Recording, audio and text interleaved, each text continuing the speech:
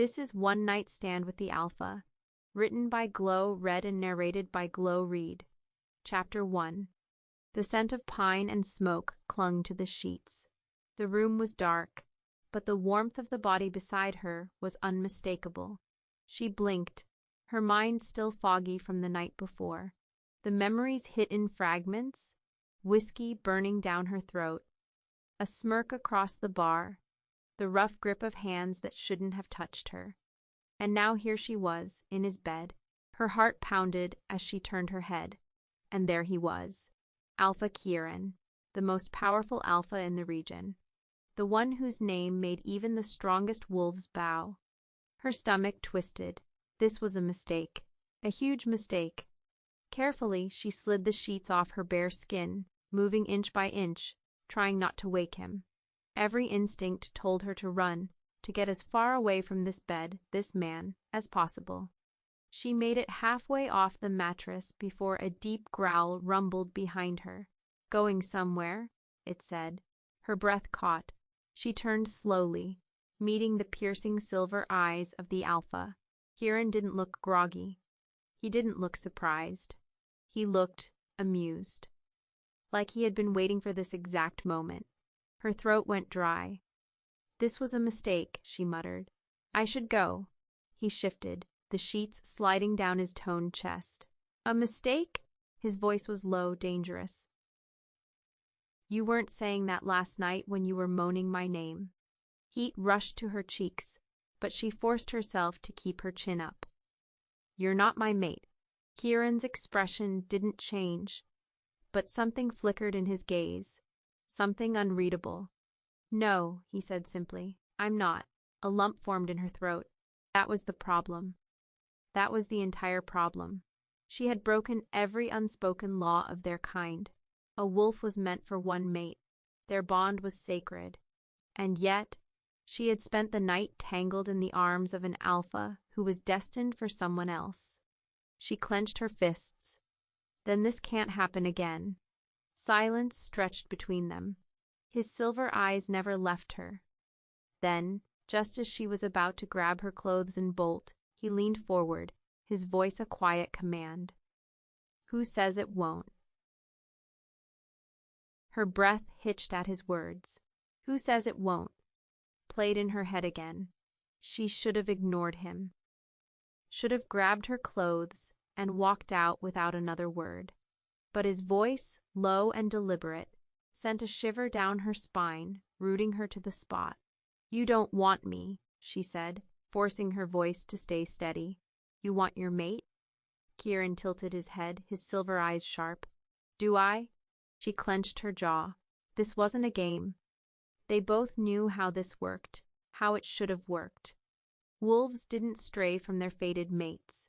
Not real wolves, and yet she had. And so had he.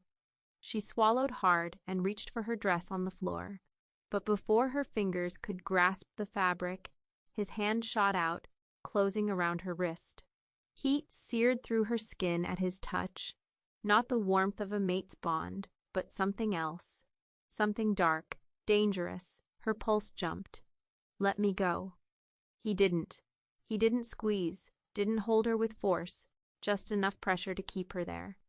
You ran from me once, he murmured. Now you're trying to do it again. Her heart pounded against her ribs. I didn't. Didn't what? His grip tightened just slightly. Didn't mean to end up in my bed. She had run from him once years ago. She had tried to forget him, to push him from her mind. And yet, last night, when she had seen him across that crowded room, she had let this happen. That was the worst part. Kieran's thumb traced over the inside of her wrist, a slow, lazy motion that sent fire curling low in her stomach. Tell me you don't want me, he said softly. Say it, and I'll let you walk out that door. She opened her mouth. The words should have come easily. But they didn't, because she did want him. And she hated herself for it. His silver eyes burned into hers, waiting, daring her. The tension coiled tighter, suffocating, electric. But she yanked her arm free, snatching up her dress, her voice barely more than a whisper. I can't. Then she turned and walked out before she was weak enough to turn back. She didn't stop walking until she was deep into the woods, far from Kieran's scent, far from the heat of his touch still burning on her skin. She leaned against a tree, exhaling sharply. Stupid. She had been so stupid.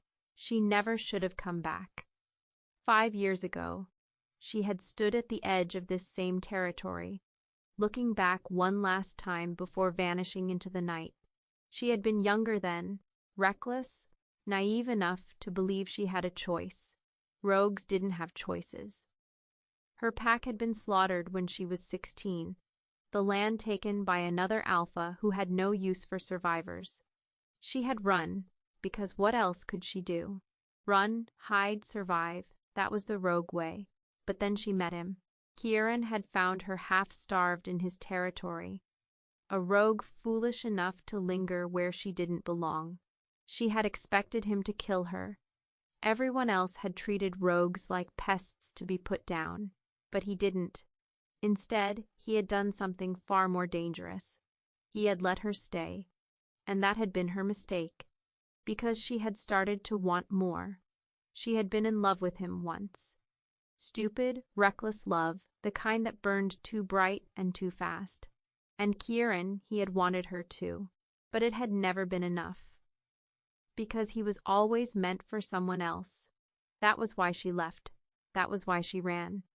So what the hell had she been thinking, coming back here, drinking in that bar, knowing he was near? She should have left the second she caught his scent. Instead, she had let him pull her into his orbit again. Let him touch her, let herself forget, just for one night, that she wasn't his, and he wasn't hers. And now, she was back to where she started, running. She dug her nails into her palm, forcing herself to breathe. This is over. It has to be. She had no home, no pack, no place in this world. But she knew one thing. She couldn't survive another round with Kieran. She didn't get far. She had barely crossed into the deeper part of the woods when the scent of wolves surrounded her. Not just any wolves, his wolves. Her stomach dropped. A low growl came from the trees ahead, and then they stepped out, 3 enforcers, their golden eyes glowing in the dim morning light. She recognized them instantly, loyal to Kieran, trained to track, to capture, to drag back whoever their alpha commanded. And right now, that was her, the tallest of them, Axel smirked. Going somewhere, rogue? She turned sharply, but another wolf blocked her path. Trapped. Her heartbeat thundered in her ears. Let me go, Axel chuckled. Not our call. Then before she could shift or run, they moved. Fast, too fast. She barely got a breath in before rough hands grabbed her, forcing her arms behind her back. Don't fight, sweetheart, one of them muttered. It'll only make it worse. She did fight. She kicked, snarled, tried to twist out of their grip, but they were stronger. 3 trained wolves against 1 half-starved rogue. She never stood a chance. A sharp yank on her wrist, and then darkness swallowed her as a sack was pulled over her head. When they ripped the sack off, she was on her knees in the middle of the packhouse courtyard, and Kieran was standing in front of her. His silver eyes gleamed in the midday sun, his expression calm, too calm. Around them, the rest of his pack gathered, forming a loose circle. Dozens of wolves, warriors, pack members who knew exactly who she was, and they were all staring at her. She swallowed hard, trying to ignore the heat of humiliation creeping up her neck. Let me go, Kieran. His lips twitched like he found her amusing. Let you go? He stepped closer, towering over her. After what you did. A murmur ran through the crowd. Wolves exchanged glances, confused but intrigued. Her brows furrowed. What are you talking about? Kieran tilted his head. You broke pack law, he said smoothly. You snuck into my lands, seduced your alpha, then tried to run without facing the consequences. Laughter rippled through the crowd. Her stomach plummeted. That's a lie. Kieran crouched in front of her, his voice low enough that only she could hear. It's my pack, little rogue. My worth is law. Her pulse roared in her ears. He was doing this on purpose. He wanted them to see her as desperate and pathetic. Some rogue who crawled into his bed, begging for his attention, only to flee like a coward when the sun rose. Pure humiliation. She clenched her fists. You bastard. Careful, he murmured, interrupting her before she could finish her sentence. You wouldn't want to offend the wolves you need to forgive you. She froze. He straightened, turning to his pack, his voice loud enough for all to hear. As Alpha, I believe in fairness. He glanced down at her, a smirk playing on his lips. She stays until she's earned forgiveness. More laughter. Someone muttered something crude. Someone else whistled. Her whole body burned with rage and shame. Kieran leaned down one last time, his voice silk and steel. You don't leave until I say so. And just like that, she realized she wasn't just trapped in his territory. She was trapped under his control. Again. The pack was still laughing. The humiliation should have crushed her, should have made her bow her head and submit like Kieran clearly expected. But she wasn't that kind of wolf. So instead of shrinking away, she smiled. Not a forced, embarrassed smile, a slow, lazy smirk. The kind that made people wonder if she was the one in control. Kieran's expression didn't change, but she saw the slight narrowing of his eyes. He wasn't expecting that. She dragged her gaze over the watching wolves, tilting her head like she was amused. Forgiveness? She echoed, voice light. For what, exactly? Giving your alpha a night he couldn't forget? The laughter died down, shifting into something else. The pack's mood changed. Some wolves exchanged looks, brows raised. Others smirked, nudging each other like maybe, just maybe, she had a point. Kieran's jaw tightened. Careful, he murmured. You don't want to test me. She met his silver gaze, unfazed. What's the worst that could happen? You already dragged me back here like a disobedient pup. She let her smirk widen. That's a lot of effort for someone who was just a mistake. A few chuckles rippled through the crowd. Kieran exhaled slowly through his nose, like he was trying very hard not to react. Good. Let him feel that frustration clawing at his chest. Let him wonder why she wasn't breaking. She stretched. Rolling her shoulders like this was all just a minor inconvenience. Then, with an easy confidence, she stood, not rushed, not hesitant, just bold. All right, Alpha. She used the title mockingly. How exactly do I earn forgiveness? Scrub your floors? Bow at your feet? She tapped a finger against her chin, pretending to think. Or are you hoping I'll beg? The wolves were definitely watching now.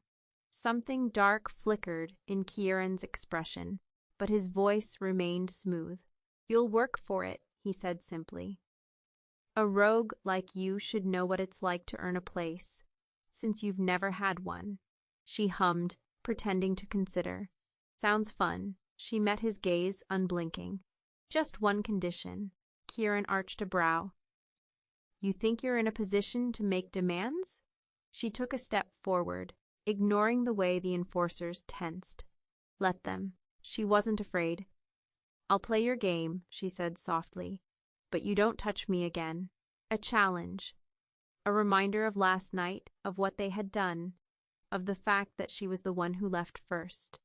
The tension thickened. The pack wasn't laughing anymore. Some of them weren't sure who had the upper hand. Kieran held her gaze, his silver eyes unreadable. Then, after a long, heavy silence, he gave a slow, wolfish smirk. Careful little rogue, he murmured. You might not like how this game ends. She just smiled back. Neither would he. Kieran wasted no time. The moment she agreed to play his twisted little game, he turned to his beta, giving orders like she wasn't even worth looking at. Put her with the Omegas, the Alpha said. The reaction was immediate. A few wolves stifled laughs. Some murmured under their breath. Even she blinked, caught off guard for half a second. Omegas were the lowest rank in the pack. Not warriors, not hunters, just the ones stuck with the work no one else wanted. Cooking, cleaning, tending to the wounded. Some packs treated them fairly, others didn't. And Kieran had just tossed her into that position like she was nothing. She met his gaze, waiting to see if this was just to get a reaction. But no, his smirk told her exactly what he was doing. He thought this would humiliate her. He thought she'd fight it, refuse, maybe even beg for something else. Instead, she tilted her head and smiled. "Thanks, Alpha," she said sweetly. "I do make a mean stew." The smirk on his face faltered. Someone in the crowd snorted. Another wolf muttered, "Is she serious?" She gave a little shrug, brushing dirt from her clothes. "What?" She glanced around. "You all thought I'd throw a tantrum. That I'd whine about scrubbing floors?" Her smirk sharpened. "I grew up a rogue. This is practically luxury." Now they were the ones caught off guard. Kieran's silver eyes burned into her, but she just looked past him to his beta, a broad-shouldered wolf named Maddox. "Well," she said, "are you taking me there, or do I have to find it myself?" Maddox hesitated, looking at Kieran for approval. Kieran's jaw flexed, but after a long pause, he gave a short nod. "Take her," he said. His voice was calm, controlled, but she saw it. The flicker of something in his expression. She wasn't playing the role he wanted. Good. Let him simmer in that frustration. She gave him a mock bow before turning to follow Maddox, her head held high. Kieran wanted to break her. Too bad. She had already spent her whole life surviving worse. And if he thought this was going to push her down, she'd show him exactly how wrong he was.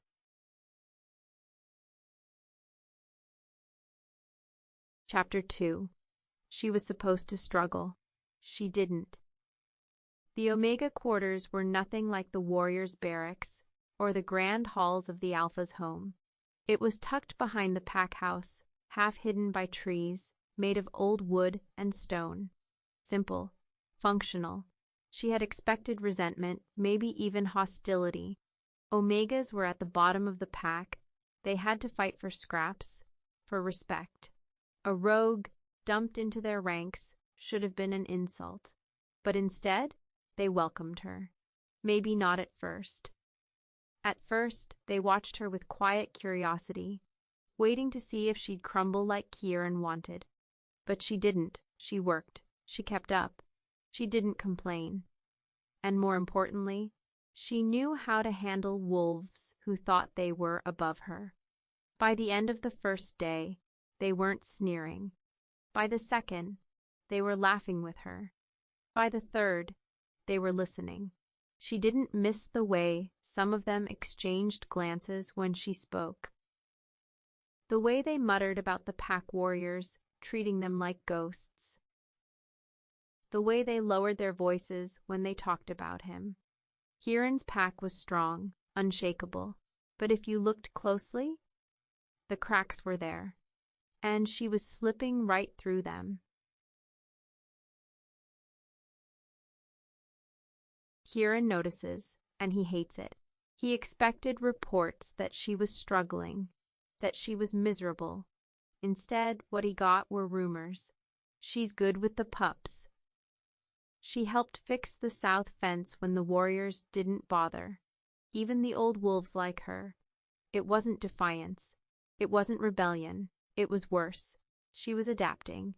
And when Kieran finally caught sight of her again, laughing with a group of Omegas like she belonged, something inside him snapped. She wasn't supposed to belong here. She was supposed to want him, to fight, to stay, to choose him, like she once had.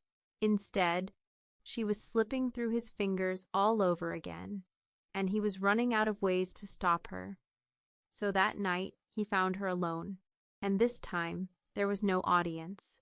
No pack watching. Just the two of them in the dim moonlight outside the pack house. The night air was thick with the scent of pine and embers, the quiet hum of the pack house distant behind them. It was just the two of them now, standing in the shadows where no one could see, no one could hear. But she didn't need an audience. Kieran's presence alone was enough to suffocate her. His silver eyes burned under the moonlight, sharp and unreadable. "You're enjoying yourself." His voice was low, quiet, but there was an edge to it. She tilted her head and said, "Why? Jealous?" His jaw flexed. Wrong thing to say, she guessed.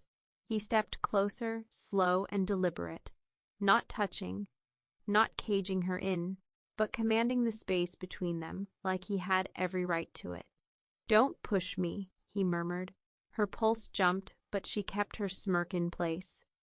"Or what, Kieran? You'll punish me." She let the words linger, soft and taunting. "Or are you afraid you're losing control?" Something flickered in his gaze, and just like that, the distance vanished. He moved faster than she could react, backing her up against the rough bark of a tree.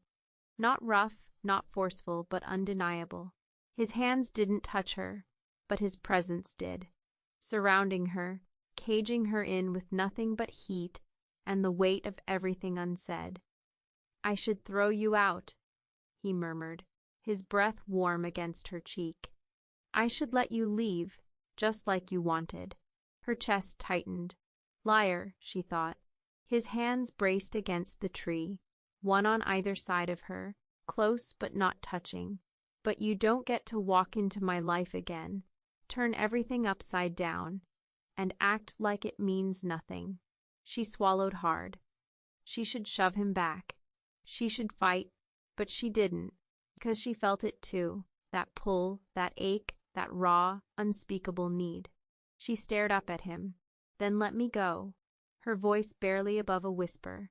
His eyes darkened, and instead of answering, he reached out, slow, deliberate, and traced a single finger along her jaw. Barely a touch, barely anything at all, but it sent a shiver straight through her spine. "You left once," he murmured. "I won't let you do it again." It wasn't a threat. It wasn't even a warning. It was a promise. And for the first time since she'd been dragged back here, she realized she wasn't leaving. Not until Kieran decided to let her go. And if the way he was looking at her now was any sign, that wasn't happening anytime soon. Her breath came sharp and shallow. Kieran's fingers still lingered against her jaw, his touch light but suffocating. She clenched her fists. She wouldn't fall into this again. She couldn't. So she turned her head, breaking his touch like it burned. "You don't get to do this." Kieran's hand dropped, but he didn't move away. "Do what?" She forced herself to meet his gaze. "Act like you have any claim on me." His jaw ticked. "You were in my bed last night." Her chest tightened. "And that was a mistake." Kieran exhaled sharply through his nose, his hands still braced against the tree on either side of her. "You keep saying that," he murmured, "but you don't sound convinced." She shoved against his chest, not enough to move him, but enough to put something between them. "You're not my mate, Kieran." The words should have hurt. They should have ended this. But he just laughed, low, bitter. "You think I don't know that?" His silver eyes burned into hers. "You think I don't feel it? Every second of every damn day?" Her stomach twisted because she felt it too. The empty space where something should have been. A connection, a pull that never existed between them no matter how much they wanted it to. But it didn't change the truth. She set her jaw. "Then let me go." Kieran's nostrils flared. His hands twitched like he wanted to grab her, shake some sense into her. But he didn't. Instead, his voice dropped to something quiet and razor-sharp. "That's the difference between us," he said. "You can let go." She stiffened. Kieran stepped back, just enough to let the cold night air rush between them. "I waited for you," he murmured. "For years I told myself you'd come back. And now that you have," his smirk was humorless, "you're so desperate to run again." Something inside her cracked. "You think I had a choice?" she snapped. His eyes flickered with something dangerous. "We always have a choice." Her chest ached with how wrong he was. "Nu quieren." Her voice wavered, but she held firm. "We don't." Because if they had a choice, the bond would be there. If they had a choice, fate wouldn't have denied them. If they had a choice, she wouldn't have spent the last 5 years trying to forget the way he looked at her like this. His throat bobbed, but when he spoke, his voice was ice. "Then stop acting like you ever mattered to me." Her heart stopped. The words were a blade to her ribs. She forced herself to swallow the lump in her throat, to keep her chin high. Then she said, "Gladly." And this time, when she turned to walk away, he let her. But she didn't miss the way his fists clenched at his sides, like he wanted to grab her all over again. And neither of them missed the truth. She could say she didn't matter to him, but they both knew it was a lie. Avoidance never works. She kept her head down. She worked harder, stayed busy, stuck close to the Omegas, who had slowly begun to accept her. She refused to let her thoughts wander back to that night, to the way Kieran had looked at her, to the words that had sliced her open. He wasn't avoiding her. He was avoiding himself.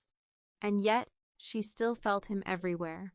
His presence lingered in the glances thrown her way, in the hushed conversations that died the second she walked into a room. She heard the rumors. Alpha's been in a mood. Snapped at Maddox during training. Nearly ripped Cole's throat out during a sparring match. Good. She hoped he was miserable. She hoped he was losing sleep the way she was. That every time he closed his eyes, he saw her just like she saw him. But she wouldn't give him the satisfaction of knowing it. Kieran feels it too. He tried to drown her out. Tried to bury himself in training, in patrols, in keeping the pack moving like she wasn't still here, slipping into places she didn't belong. But it wasn't working. She was everywhere. Not just in his damn head, but in his pack. Wolves, who never noticed her before, were talking to her, watching her, liking her, and it drove him insane. She was supposed to be struggling, supposed to hate it here, to be desperate to leave. Instead, she had settled. She should have left already, but she hadn't. And that was what kept him awake at night, because if she really wanted to be free of him, she wouldn't still be here. And if he really wanted to be free of her, he wouldn't care. But he did. God damn it, he did. And every day that passed without her so much as looking at him, without the sharp bite of her voice cutting through his carefully controlled world, the more he realized he didn't just want her to stay. He wanted her to come back to him. Chapter 3. Nowhere to hide. The first sign of trouble was the scent. It hit her while she was stacking firewood behind the Omega quarters. A sharp, acrid smell that made the hairs on the back of her neck rise. Rogues, not just any rogues, feral ones. The kind that had no home, no loyalties, nothing left to lose. A chill ran down her spine. Then came the howls. Distant at first, but growing closer. Her stomach clenched.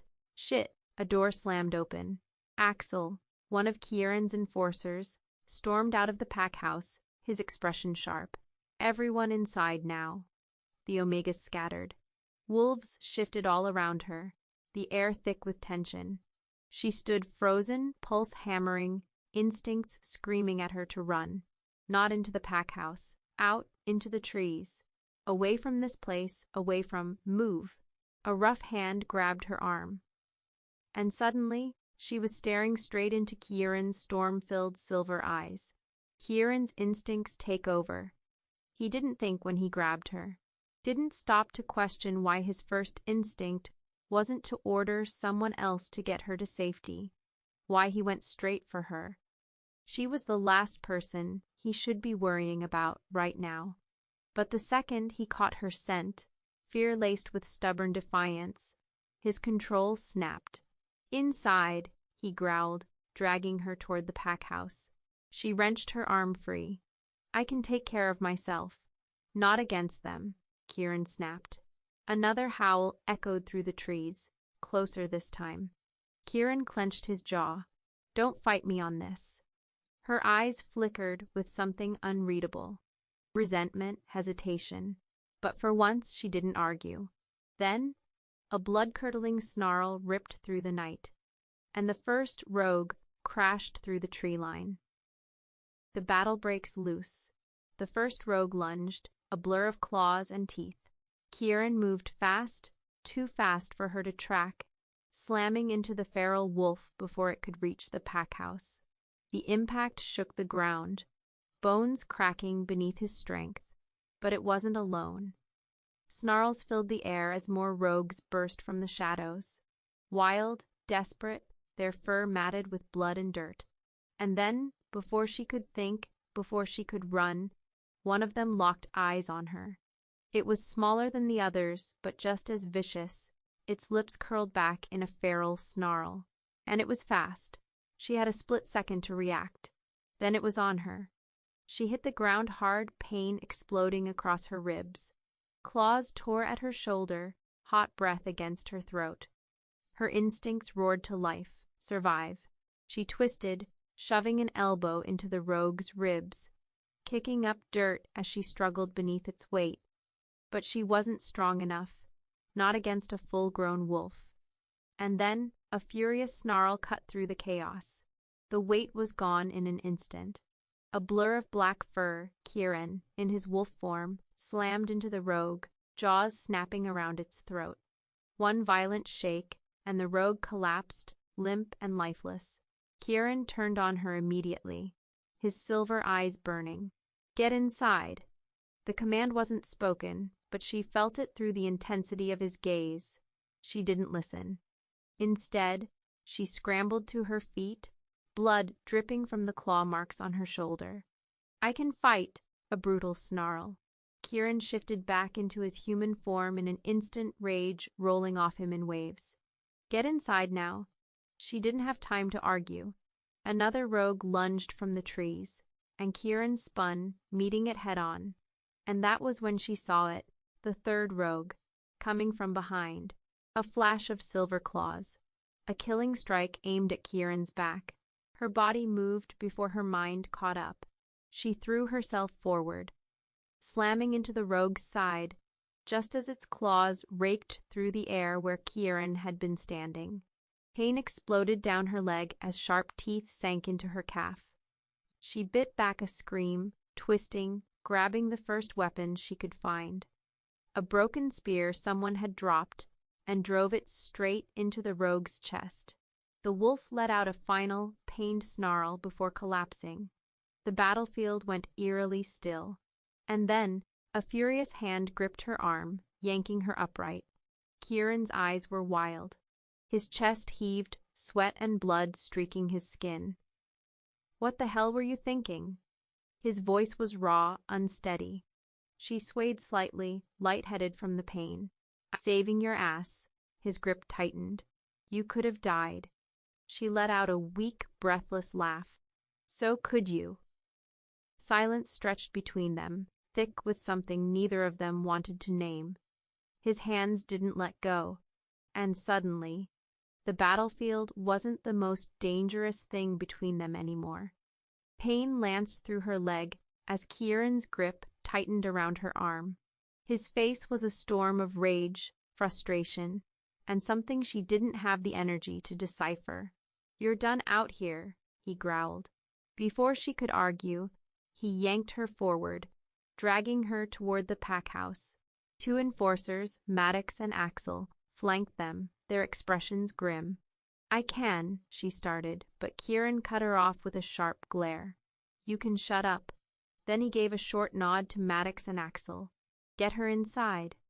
Before she could protest, both wolves grabbed her, one on each side. Don't fight, Maddox muttered under his breath. It'll only piss him off more. She didn't care if Kieran was pissed. But her body wasn't cooperating. The bite on her leg burned, every step sending fresh waves of pain up her spine. Her vision blurred at the edges, exhaustion creeping in. And the second the packhouse doors slammed shut behind her, cutting off the sounds of battle, she realized she had no idea what was happening outside these walls. The room was packed. Omegas rushed around, tending to the injured. Wolves lined the walls, some barely conscious, others gritting their teeth as their wounds slowly closed. But something was off. A werewolf's healing was supposed to be instant, yet the air was thick with the scent of blood, too much of it, and the injured weren't recovering fast enough. Something was wrong. Here, a soft voice pulled her from her thoughts. One of the Omegas, Leah, a quiet girl with warm brown eyes, knelt beside her, pressing a damp cloth to her leg. This will help with the pain, Leah murmured. Just hold still. She hissed as the cloth touched her wound, but she stayed silent. The last thing she needed was to draw more attention to herself. She focused on breathing, on staying awake, but her body had other plans. The warmth of the room, the exhaustion weighing down her limbs, the dull hum of voices in the background, it all pulled her under, and before she could fight it, darkness took her.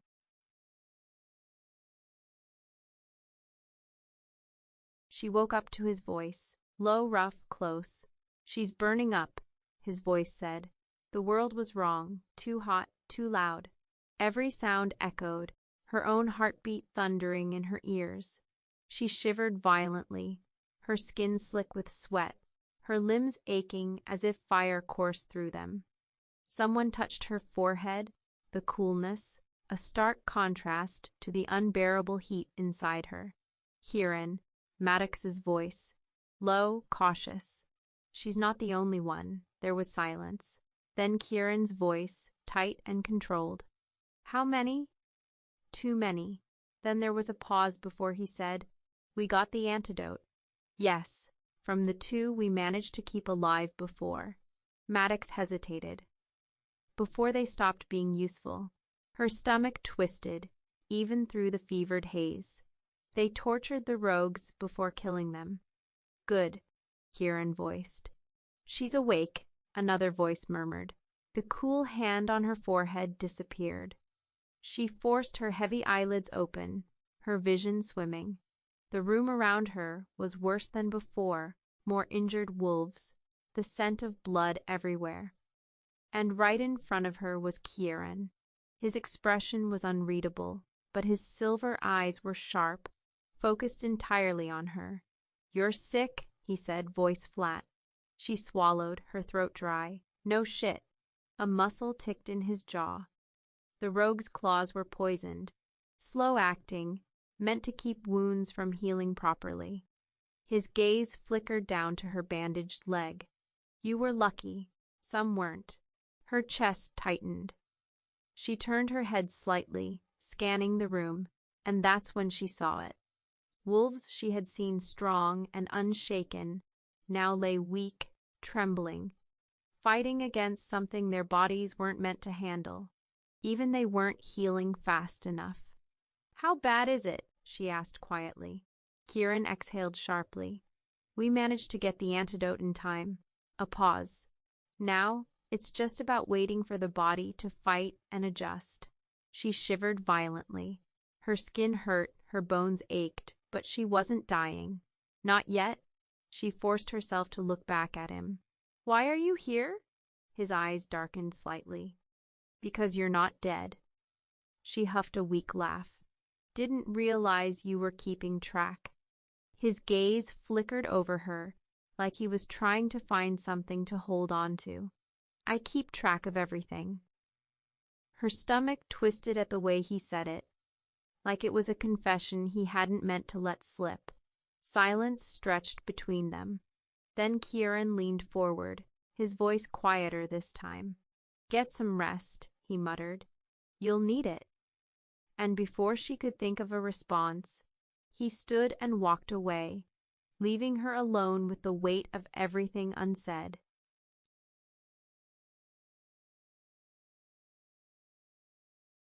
The second time she woke up, the fever wasn't as bad.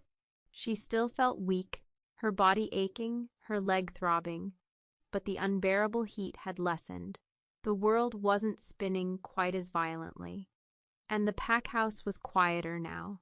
Not silent, there were still injured wolves, still the scent of sickness in the air, but some of them had healed. The minor injuries had recovered first. A few beds were empty now, wolves back to their duties, their strength returning. But the badly injured? They were still here, still fighting.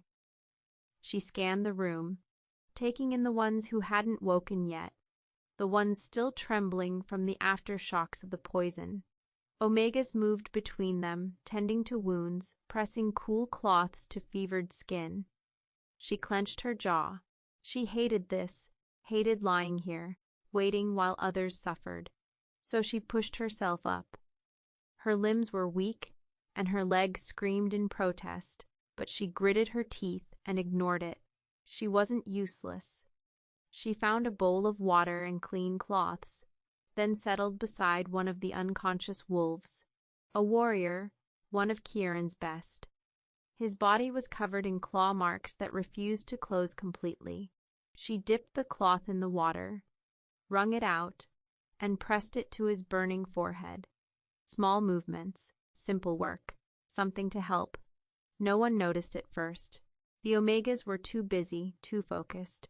So she kept going, cleaning wounds, changing bandages, working alongside them like she belonged here, until a shadow loomed over her. "You're not supposed to be out of bed." She stiffened, looked up. Maddox. His face was unreadable, arms crossed. But there was something in his expression, amusement, maybe, resignation. She exhaled sharply. "I'm fine." Maddox raised an eyebrow. "That's not what Kieran said." She tensed.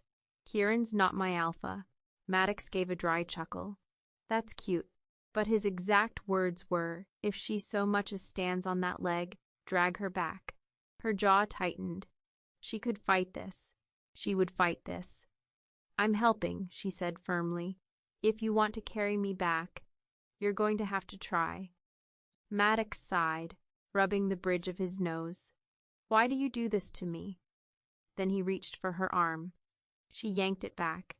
He lunged. She dodged, pain flaring in her leg, but she ignored it. They struggled, with Maddox trying to grab her, her twisting away, using her smaller frame to her advantage.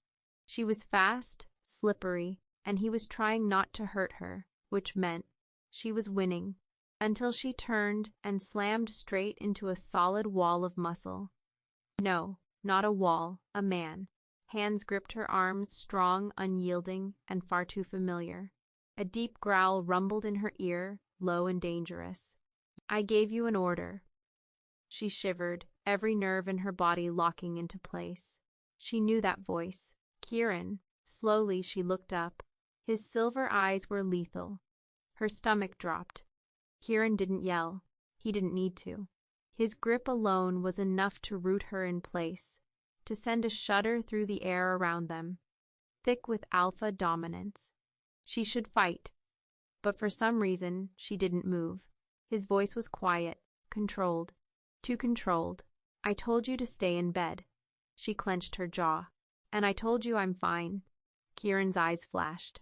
Behind them, Maddox took a slow step back, wisely getting out of the way. Kieran's fingers tightened ever so slightly around her arms, not enough to hurt, but enough to remind her who he was.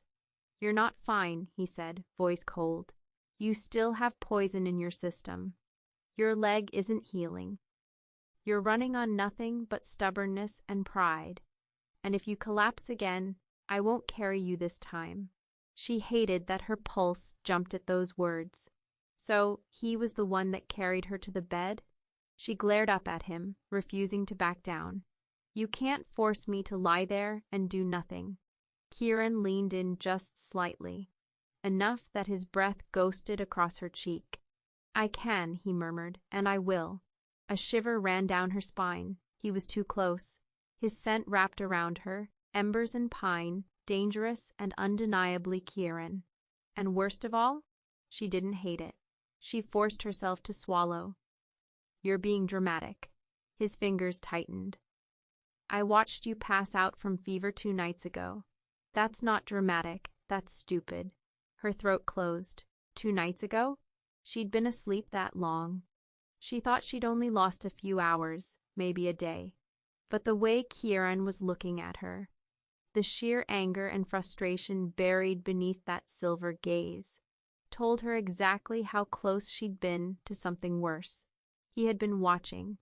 She tried to shake it off. The antidote is working, she tried to say. It's not working fast enough, he interrupted. A muscle ticked in his jaw. You think this is about control? His voice was lower now, rougher. It's not. She froze. Something passed between them, something sharp, raw, dangerous, because she knew what he really meant. It wasn't about control. It was about her being alive, her being here, her staying. Kieran exhaled sharply, stepping back like he needed distance before he did something stupid. You're not getting up again until you're healed. His voice was quiet but firm, absolute. That's final. She hated that her chest ached at his words, because this wasn't just about the fever. This was about all of it. The way she ran, the way he always tried to stop her, the way fate had denied them, but Kieran refused to let go. She hated it. She hated him, and she hated herself for not meaning it. But she didn't fight when Maddox gently pulled her away, guiding her back to the bed she never wanted to return to. And as she lay there, staring at the ceiling, her skin still burning from the ghost of Kieran's touch, she realized she was trapped in more ways than one, and she wasn't sure she'd ever be free. The fever made time feel strange. She drifted in and out of sleep, sometimes barely aware of the world around her. But when she was awake, she noticed him. Kieran. He was always there, not beside her, never beside her, but in the room, moving from bed to bed, checking on the injured, speaking quietly with Maddox and the Omegas. It wasn't what she expected. She had seen Kieran fight, had seen the raw brutality in him, the sheer power that made wolves bow their heads when he walked by. But this was different. He didn't just glance at wounds and give orders. He knelt beside warriors, spoke in low, steady tones, checking their bandages himself. He made sure the Omegas weren't overwhelmed. When one of the younger wolves winced as his wound was redressed, Kieran pressed a hand to his shoulder, not in dominance, but in comfort. And she realized they trusted him, not because he was their alpha, but because he gave a damn. It made her stomach twist, because he hadn't checked on her. She wasn't stupid. He was avoiding her. Everyone else got a moment of his time, even those whose injuries were far less severe. But whenever he reached her bed, he passed her by. And for some stupid, infuriating reason, it bothered her. She told herself she didn't care, that it was better this way. But then the room grew quieter. The Omegas finished their rounds. The injured drifted to sleep, and she started to wonder if Kieran had left for the night, until a shadow stopped at the edge of her bed. Her heart jumped. She turned her head slowly, and there he was. Kieran didn't speak right away. He just stood there, watching her with an expression she couldn't quite place. His silver eyes were unreadable, his face carefully blank. She swallowed, ignoring the way her pulse betrayed her. I thought you were skipping me. His jaw tightened. I wasn't skipping you. Really? She raised an eyebrow. Because it sure looked like you. I wasn't skipping you. The way he said it, low, almost dangerous, made her breath catch. Because there was something else beneath those words. Something unspoken. Kieran exhaled sharply, running his hand through his hair, and the bed dipped slightly as he crouched beside her. She hated the way her pulse reacted. Your wounds are almost healed, he murmured, his eyes flicking over her bandaged leg, then up to her face. You should be back on your feet by tomorrow. Her throat tightened. She should be relieved. But something about the way he said it, low, unreadable, made her stomach twist. She finally met his gaze. His silver eyes weren't cold. They weren't angry. They were something else entirely. Something she didn't have the strength to face. So she smirked instead, leaning back against the pillow. What? No lecture this time. No growling about how reckless I am. His lips twitched, but the amusement didn't reach his eyes. You already know what I'd say. Silence stretched between them. Heavy, suffocating. Then Kieran exhaled, his expression shifting, just slightly, just enough for her to catch it. A glimpse of something more. Something real. I'll need to find my mate soon, he finally said. The words slammed into her like a punch to the ribs. She went completely still. She knew it. She always knew it. But hearing it out loud, it was a different kind of wound, one that wouldn't heal. She forced herself to look unaffected. Right, she said, tilting her head. Alpha duties and all that. His gaze didn't waver. He was watching her, waiting, for what, she didn't know. So she smirked again, too sharp, too empty. What's the plan? Throw a ball? Invite all the she-wolves in the region to line up and see which one smells right? She expected him to growl, to snap, to shut her up. Instead, he just looked at her. And somehow that was worse. She wanted to throw the blankets off, shove him back, leave before he said something else that might tear her open. But she couldn't, because this was her own damn fault. She was the one who left. She was the one who pushed him away. And she was the one who had to live with the fact that no matter what happened, no matter how much she fought it, she would never be his mate. And he would never be hers. But gods, did it still hurt. So she closed her eyes, and when she spoke, her voice was steady. Then I hope you find her soon. She didn't open her eyes to see his reaction. She kept her eyes closed. She refused to look at him, refused to give him the satisfaction of seeing how much his words had sunk into her ribs like claws. For a second, she thought maybe he wouldn't answer. Maybe he would just walk away and leave her in the silence. But then, I hope I find her too. Soft, almost too soft, then footsteps, the creak of the floorboards. And he was gone. She stayed frozen, her body stiff beneath the blankets, her breathing controlled and even. But inside, something broke. He hopes he finds her too. She kept her eyes closed for the rest of the day, because she knew if she opened them, the tears would escape, and she wouldn't be able to stop them. So she let the exhaustion pull her under, let sleep take her before the weight of it all could crush her completely. And in the quiet darkness, with Kieran's words still echoing in her mind, she had never felt more alone. Chapter 4. The entire pack had been buzzing with excitement for weeks. Ever since Kieran's announcement, preparations had taken over everything: decorations, alliances, invitations sent to neighboring packs. Even the Omegas, usually overlooked, had been thrilled. A Luna would mean stability, a softer presence to balance out Kieran's rule. The celebration wasn't just for him. It was for the entire pack. But for her, it was a slow kind of agony. She had avoided Kieran for a month now. He had made it easy, throwing himself into alpha duties, meeting with leaders, securing allies after the rogue attack. Their numbers had grown, wolves from affected packs merging into their ranks. The territory was stronger, more powerful, and soon it would have a Luna. She should be happy for them. For him, instead, she felt like she was suffocating. She told herself it was heartbreak. That was all. She ignored the way exhaustion had started clinging to her bones, the way she felt weaker lately, slower, off. She wasn't sick. She wasn't hurt. It was just everything else. That's why, when a voice broke through her dazed thoughts, it startled her more than it should have. Sienna. Her heart stopped.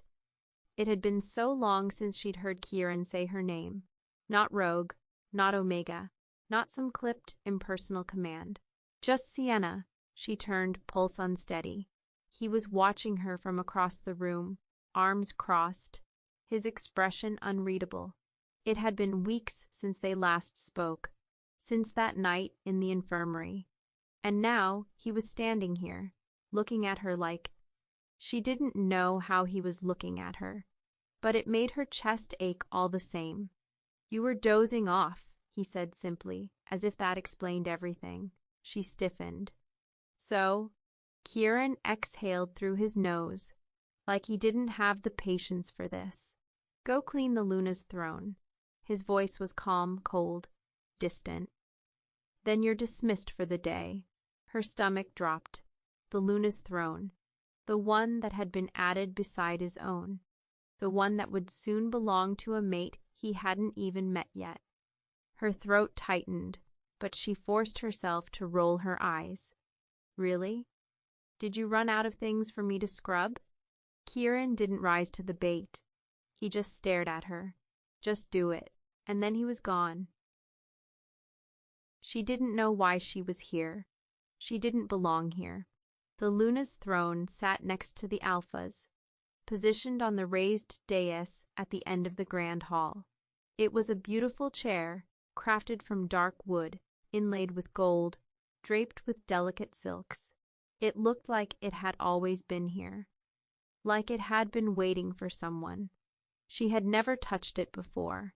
She had never even been allowed near this part of the pack house. So why had Kieran sent her? The throne was spotless. It didn't need cleaning. She sighed, dragging a cloth over the armrest anyway, if only to give herself something to do. The weight of it pressed into her chest. This should have been mine. The thought came out of nowhere, sharp and unbidden. She sucked in a breath, shoving it down. No, it wouldn't have been. It never could have been. She had known that since the beginning, but it still burned. She was so lost in thought that she didn't hear the footsteps behind her, not until Kieran's voice cut through the silence. "You've been sleeping a lot lately." Her hand froze on the throne. Slowly, she turned. He was standing just inside the doorway, watching her. His silver eyes were unreadable, his expression as carefully controlled as ever. But something about the way he said it, low, pointed, made her skin prickle. She forced a scoff. "My job isn't to clean this stupid chair either, but here we are." Kieran didn't take the bait, didn't move, just kept watching her. Her stomach twisted, because there was something else in his gaze. Not anger, not amusement, something closer to concern. She swallowed hard. "What, Alpha?" His jaw tightened slightly at the title, but he didn't answer right away. Instead, he let his gaze drag over her, slow, assessing. And suddenly, she realized what he was actually looking at. Her stance, the slight sluggishness in her movements, the fact that her hands were trembling slightly where they gripped the cloth, the exhaustion pressing into her bones. Something flickered in his expression, but it was gone before she could place it. "Go rest," he said finally. His voice was quieter now, less clipped. She exhaled sharply. I'm fine. Kieran's eyes darkened. I wasn't asking. The command was gentle this time. And that was worse. Because she could fight him when he was angry. She could snarl back, push him away, convince herself this war between them wasn't killing her. But when he looked at her like that, like he still cared, like this wasn't just about orders and duty, and pretending they meant nothing to each other, she didn't know how to fight that. She was already turning away when his hand closed around hers. She froze. The grip wasn't rough, but it was firm, unyielding. Come with me, Kieran murmured. She blinked, her heart stumbling in her chest. What? But he didn't explain, didn't wait. Instead, he pulled her forward, his larger frame moving with quiet purpose. She had no choice but to follow as he led her past the grand hall, through corridors no rogue or omega should be allowed in, down into the deeper, quieter part of the pack house. Something dark slithered through her chest. Confusion and unease. Kieran, she said warily. He didn't respond. Didn't stop until they reached a door at the very end of the hallway. Then, without hesitation, he pushed it open and led her inside. She barely had time to take in the space before he turned, still holding her wrist. You can rest here. Her stomach dropped, because this wasn't just any room. It was his. It smelled like him, embers and pine, something distinctly Kieran. The space was large, but bare. No unnecessary decorations, no warmth. Just dark walls, heavy furniture, and the unmistakable presence of an alpha who spent more time outside than within his own walls. Sienna ripped her hand away, stepping back. Are you insane? Kieran just watched her, his expression unreadable.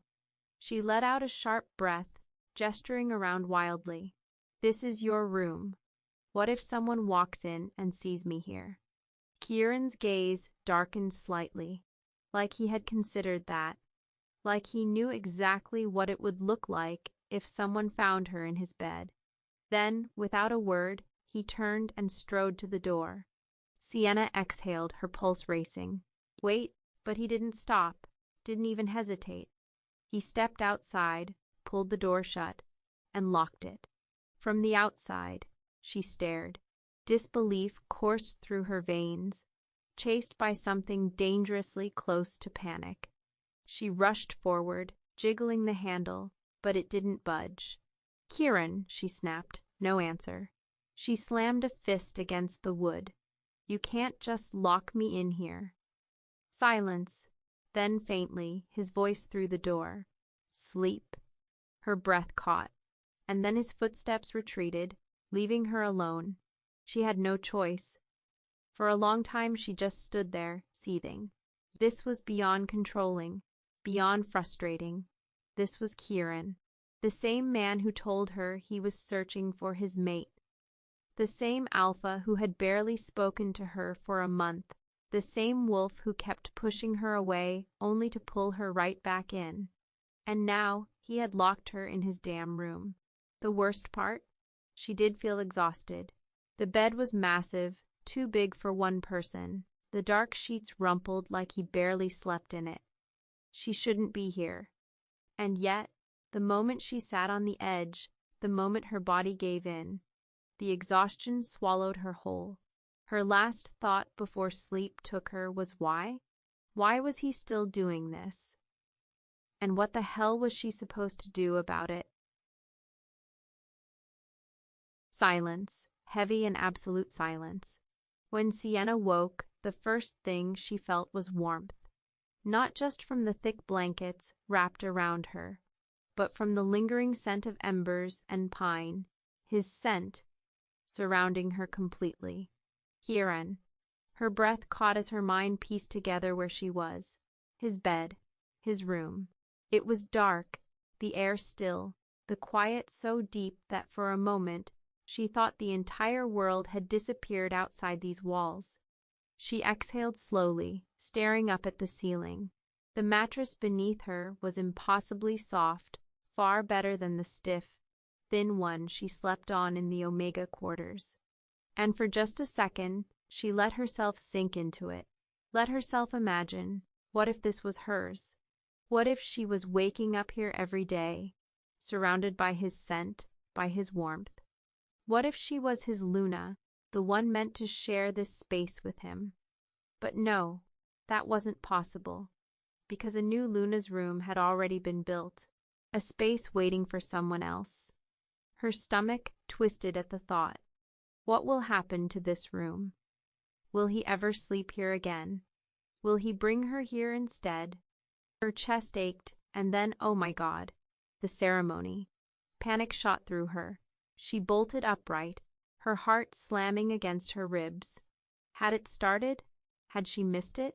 She should be able to hear music, voices, anything. But there was nothing, just dead silence pressing against the walls. She flung the blankets off, swinging her legs over the side of the bed.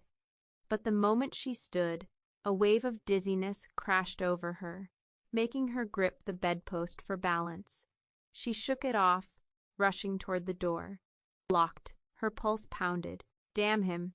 She slammed her fist against the wood. "Kieran," she hissed. "Open the damn door."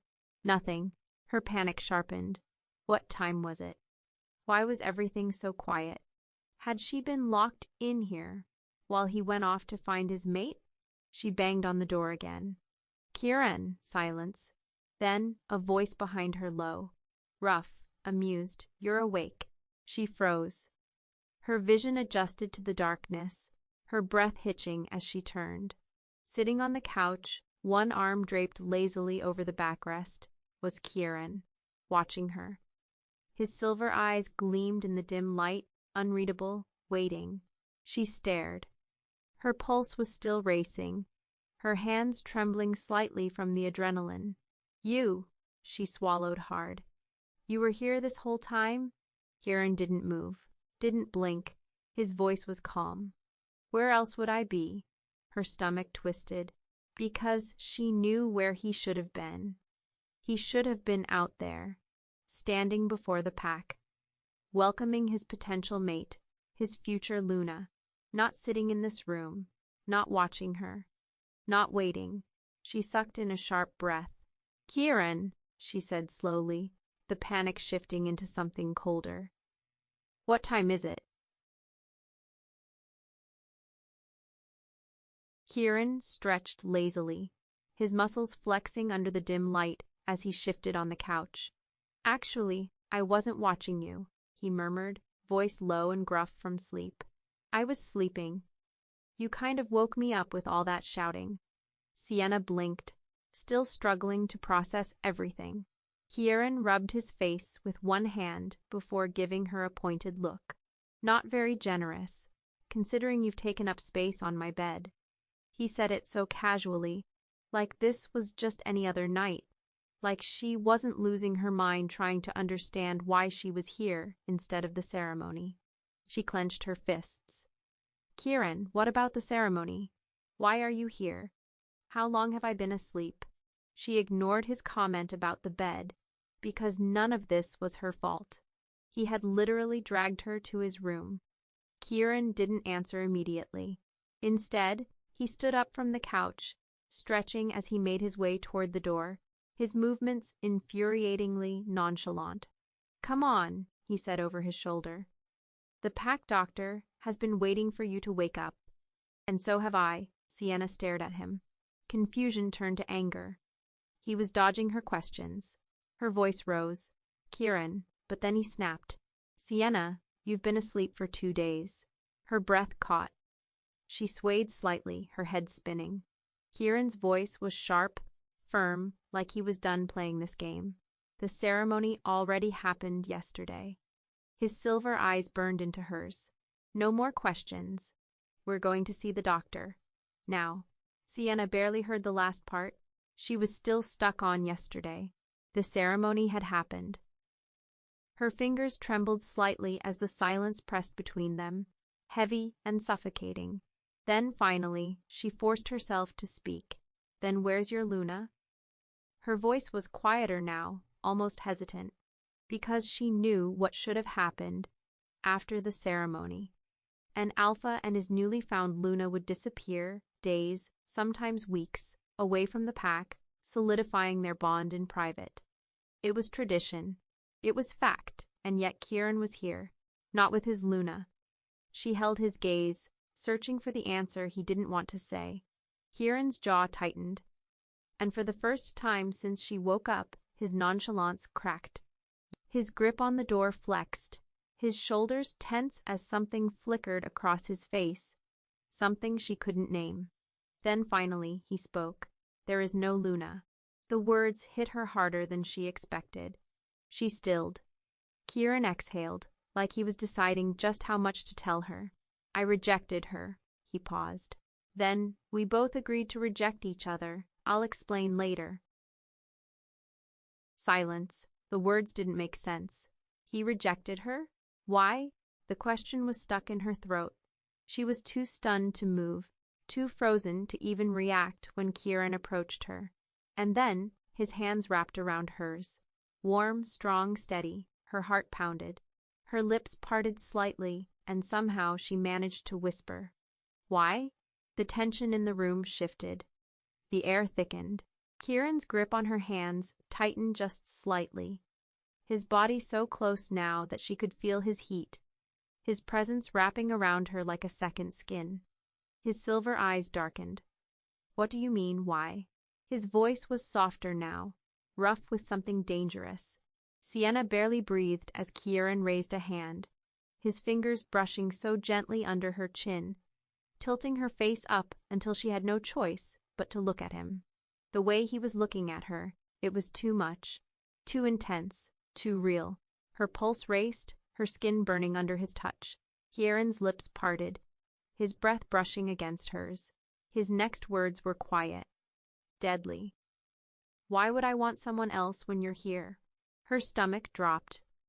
A rush of something raw, something desperate surged between them, stealing the air from the room. Sienna's breath hitched.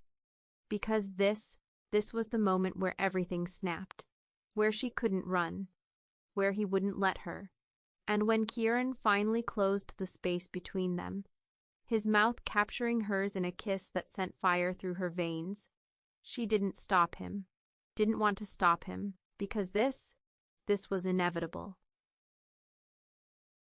Kieran's mouth crashed against hers, and Sienna broke. There was no hesitation, no second thoughts, just raw, desperate need. His grip tightened around her waist, yanking her against him. His body solid and burning hot through the thin fabric of her clothes. Her fingers tangled into his hair, pulling, gasping when he growled against her lips, deep and possessive. She could feel it. Everything he had been holding back. Everything she had tried to ignore. It wasn't gentle. It wasn't careful or slow. It was too much. Too much heat. Too much restraint snapping all at once. Too much Kieran, pressing into her, consuming her, dragging her under like she was drowning. And he was the only air she would ever breathe again. Her back hit the wall before she even realized they were moving. Kieran's hands roamed, gripping her hips, sliding up her back, tracing the curve of her waist like he needed to memorize every inch of her skin. She moaned when his lips moved, along her jaw, down her throat, teeth grazing, nipping, making her head fall back, making her gasp. "Tell me you don't want this." His voice was rough, unsteady, dangerous. "Tell me, Sienna." She couldn't, because she did. God, she did. Her breath came hard and fast as she yanked him back to her, nails digging into his shoulders. "Shut up, Kieran." His eyes flashed. And then, she was in his arms, lifted off the ground like she weighed nothing, her legs wrapping around his waist. Sienna barely had a second to think before she was on the bed, the mattress sinking beneath them as Kieran covered her completely. He kissed her deep, stealing the air from her lungs, making her whimper when his hands slid under her shirt, calloused fingers tracing fire against her skin. Clothes disappeared, torn, discarded, forgotten. Her world narrowed to this. the weight of him pressing her into the bed, the heat of his mouth exploring every inch of her, the sharp sound of his breath as she dragged her nails down his back. "Mine," he growled, low and vicious, his teeth scraping against her shoulder. She shuddered, gasping, her body trembling as he claimed her over and over again, fierce, relentless, like he was trying to mark her without a bond. And she let him. Because in that moment, with Kieran's body tangled with hers, his hands gripping her like he never wanted to let go, she didn't care that they weren't mates. She didn't care about the Luna's throne. She didn't care about anything except the way he was making her fall apart beneath him. The way she knew this would change everything. And still, she didn't stop. She couldn't. Because for the first time in years, they weren't fighting. For the first time in years, they were exactly where they belonged. Together. The morning after, the first thing Sienna felt was warmth, not just from the thick blankets tangled around her body, but from the steady heat pressed along her back. Solid, strong, and familiar. Kieran. Her heart stopped.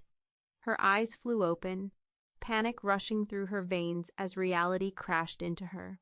The night before, his hands on her skin, the way they had devoured each other, like the years of fighting and distance, had never existed. She sucked in a sharp breath. What the hell did we just do? Carefully, she shifted, her muscles sore in ways that sent heat rushing to her cheeks. But when she glanced down, she wasn't naked. She was in his clothes. A dark, oversized shirt draped over her frame, the fabric heavy with his scent. The realization sent another wave of panic through her. Did he dress me? When? She tried to move again, but the second she did, the body behind her stirred. A low, sleepy hum. "Stop thinking so damn loud." Sienna froze. Kieran's voice was gruff, thick with sleep, his breath warm against the back of her neck. Her pulse roared. For a split second, she thought about pretending to sleep, but it was too late. Kieran exhaled deeply, shifting onto his back, the bed creaking slightly. Then, his arm moved. He reached for her like it was natural, like he had done it 1,000 times before. His fingers brushed over her hip before he stilled. A long silence stretched between them. Then, finally, Kieran spoke again, voice quieter this time. "You're panicking." Sienna swallowed hard, sitting up and putting as much space between them as possible. She yanked the blankets over her lap, keeping her back to him. "Why would I be panicking?" she muttered, trying and failing to sound indifferent. "It's not like we just completely ruined everything." Kieran sighed, sitting up too. "Sienna, this was a mistake," she interrupted him. The words tumbled out before she could stop them. A heavy pause. Then Kieran's voice, low and steady. "Was it?" Sienna hated the way her stomach flipped at the way he said it. She didn't answer. She couldn't. Kieran ran a hand down his face, exhaling. "Look, I know things are complicated, but I need you to listen to me." Something in his tone made her glance at him, her heart still racing. Kieran held her gaze, something unreadable in his silver eyes. "I never planned to find my mate at the ceremony." She stiffened. "What?" Kieran leaned forward, resting his forearms on his knees. "I found her weeks ago." Her stomach twisted violently. Kieran kept his eyes on the floor as he spoke. "I was out on patrol.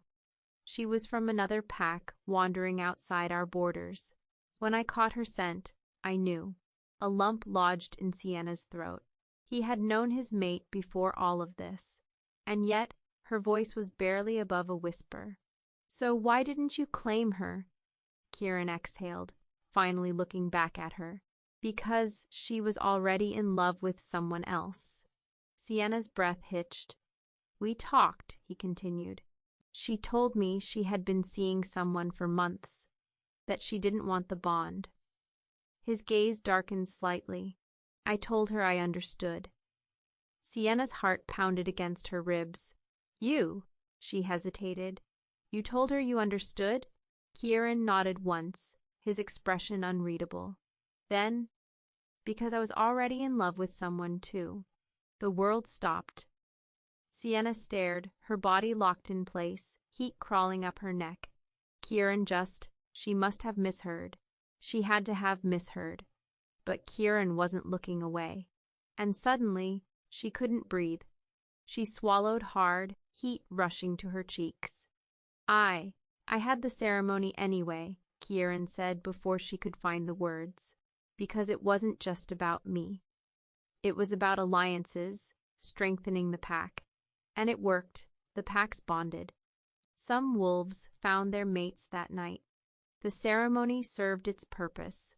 Sienna tried to process everything, her thoughts tangled. He had known.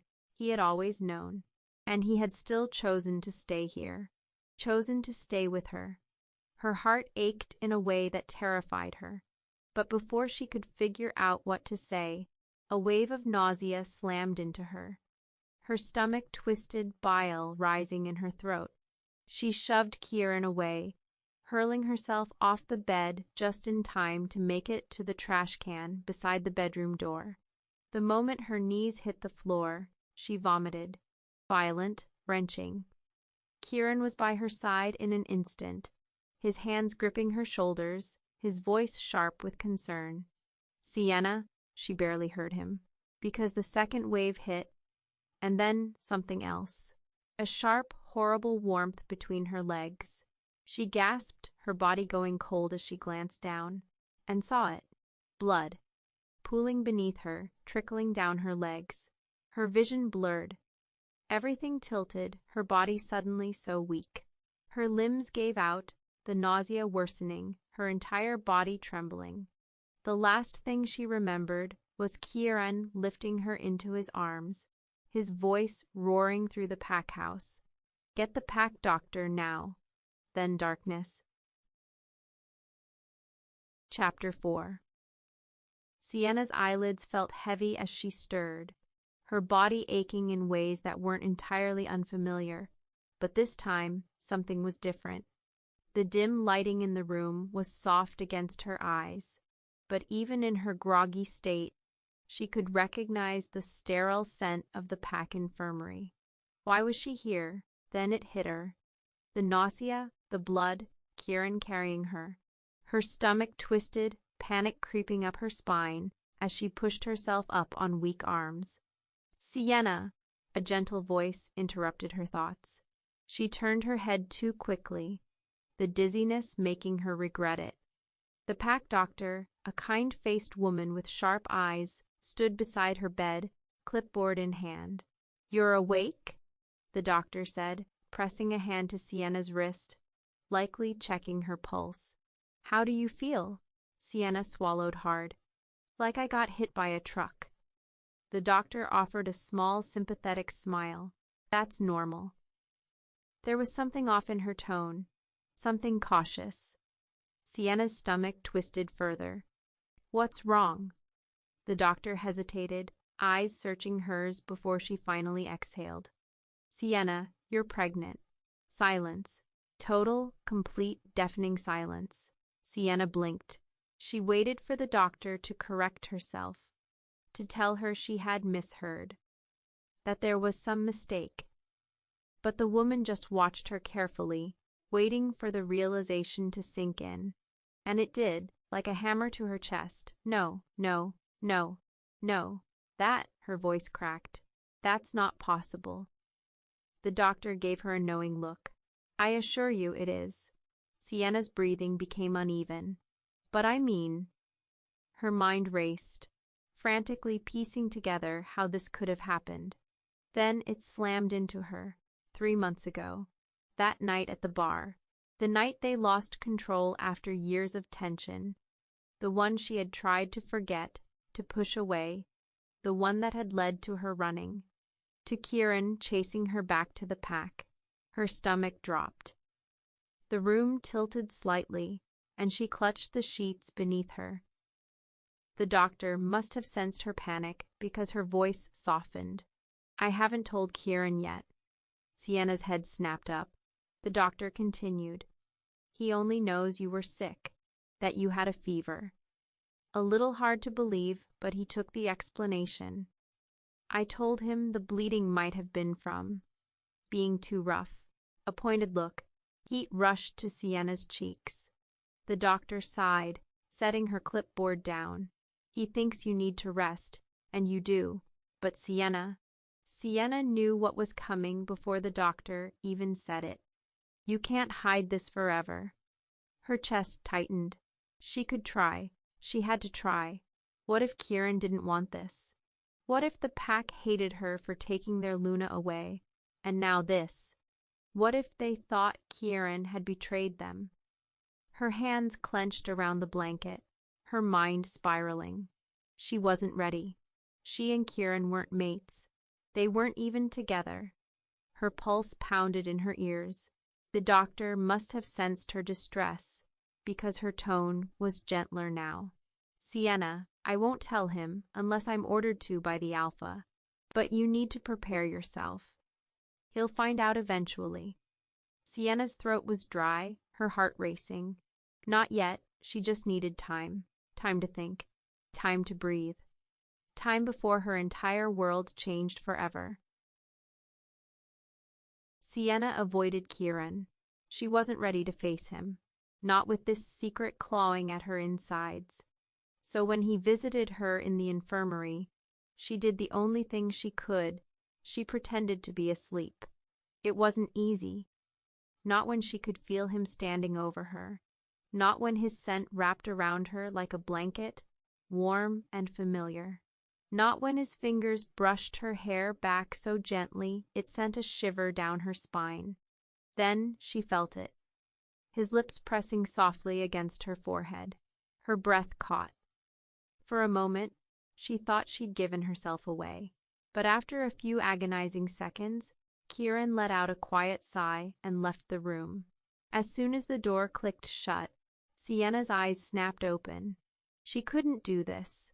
She couldn't just lay here, waiting for everything to crash down on her. She needed space. So she did what she did best. She ran. Slipping out of the infirmary was easy. The healers were distracted, and Kieran had left, likely thinking she'd be asleep for hours. She walked quickly, keeping her head down, only stopping when she reached the Omega housing unit. Her room, safe, finally alone. Sienna exhaled and locked the door behind her. She pulled a bottle from her bag, popping the cap and swallowing one of the prenatal vitamins the doctor had given her. The label read something else entirely, just in case anyone saw. Then her eyes flickered to the mirror. She froze. The dim light of her bedside lamp cast shadows along her frame, but there, just barely visible, a small curve at her lower abdomen. Her stomach twisted. She turned sideways, pressing a hesitant hand to the tiny bump. It wasn't much, almost nothing, but she could see it, and that made it real. Too real. Her breath shook as she pulled her shirt back down, clenching her jaw. Damn you, Kieran. A scowl pulled at her lips. Why hadn't he used a condom? Or had it broken? She didn't know. She didn't know what to do. All she knew was that she was pregnant, with his child, and she had no idea what the hell she was going to do. Kieran's suspicion grows. Kieran noticed it immediately. The shift in her. Sienna wouldn't meet his eyes. Not once. Every time he approached, she found an excuse to leave. If he entered a room, she suddenly had somewhere else to be.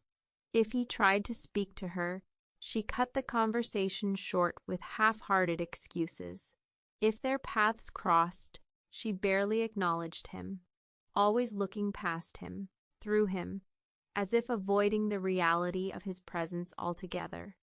At first, he thought maybe she was just feeling shy, flustered by what had happened between them. But that didn't make sense. This wasn't the first time they'd been together. And Sienna had never been one to shy away from him before.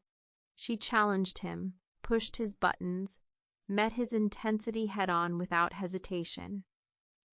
That was one of the things he admired about her. So why was she acting like this now? Was it because of his confession? He had meant what he said that night. Why would I want someone else when you're here? Kieran had laid himself bare, given her the truth that had been sitting heavy in his chest for so long. He knew she felt the same way, had seen it in her eyes, felt it in the way she clung to him, the way she whispered his name like it meant something. So why was she running from him now? He wanted to find out. He tried to find out, but he barely had a moment to breathe. Between overseeing border patrols, dealing with alliance meetings, and ensuring the pack remained stable after the ceremony, his days were consumed with duty. But even in the midst of his responsibilities, his mind kept circling back to Sienna. Something wasn't right. She looked exhausted, her skin pale, dark circles forming under her eyes. She pressed her hand to her stomach often, subtle but noticeable, as if she were steadying herself. And sometimes she would disappear without explanation, slipping away when she thought no one was paying attention. But he was paying attention, and it didn't sit right with him. One evening, after finishing up a meeting, Kieran spotted her near the Omega housing. She hadn't noticed him yet. He watched as she hesitated before entering her room, glancing over her shoulder like she was afraid of being caught. His jaw tightened. Enough. He needed answers. And if Sienna wouldn't give them to him willingly, he would get them himself. Sienna stood by her small dresser, tilting the vitamin bottle over her palm and letting the pills drop into her hand. She exhaled deeply, staring at them. It was still so unreal. Every morning, the routine was the same: wake up, dry heave until her stomach ached, force herself to eat, then take her vitamins. She was exhausted. Her body ached in ways she didn't understand, and no matter how much rest she got, she was always tired. She brought the pills to her lips.